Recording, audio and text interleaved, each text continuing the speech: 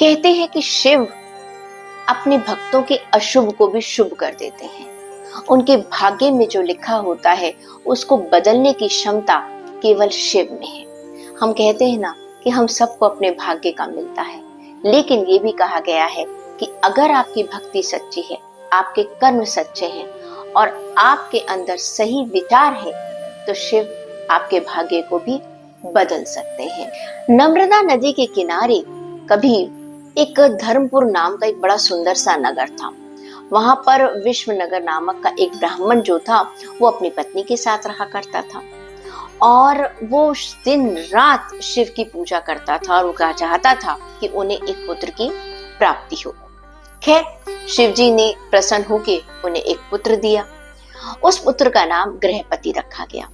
जब बालक थोड़ा सा बड़ा हुआ तो एक दिन नारद ने उस बालक का हाथ देखा और साथ ये भविष्यवाणी भी कर डाली कि साल भर के अंदर इस बालक के साथ कुछ अशुभ होगा और वो कुछ न कुछ अग्नि से संबंधित होगा। अब ये बात सुनकर माता और पिता दोनों ही बेचैन हो गए। बड़ी मुश्किलों से तो उनको संतान की प्राप्ति हुई थी और नारद मुनि का जो भविष्यवाणी है वो भी गलत नहीं हो सकती, तो ऐसे में क्या करते। तब बालक ने कहा कि आप चिंता मत कीजिएगा, और वो माता पिता की आज्ञा से वो शिव की नगरी काशी में पहुंच गया। उसने वहां पर गंगा के किनारे मणिकर्णिका घाट के पास शिव की तपस्या करी, बेहद तपस्या की और पूरे साल वो शिवलिंग की पूजा करता रहा। शिव को उसने जल चढ़ाया।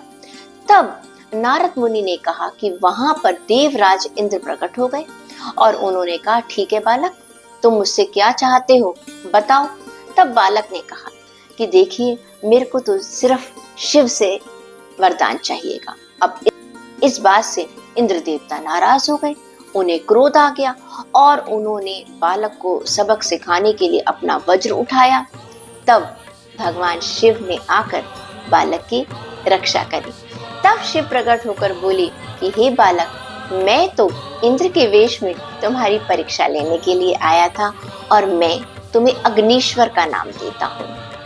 तुम आग्नेय दिशा यानी कि दक्षिण पूर्व दिशा में रक्षा करोगे और जो भी तुम्हारा भक्त होगा उसे कभी भी बिजली और अकाल मृत्यु का डर नहीं होगा।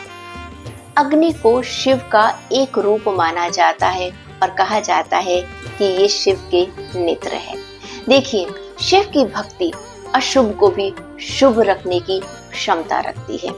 अगर आपके जीवन में आपने सचमुच कुछ मेहनत की है, कुछ दूसरों के लिए अच्छा सोचा है, कभी किसी का बुरा नहीं किया, अहित नहीं किया, सच्चाई के मार्ग पर चले हैं, तो यकीन मानिए शिव ही है, शिव में वो ताकत है जो आपके भाग्य के लिखे हुए को भी बदल सकती है। तो सावन के महीने का पूरा फायदा उठाइएगा।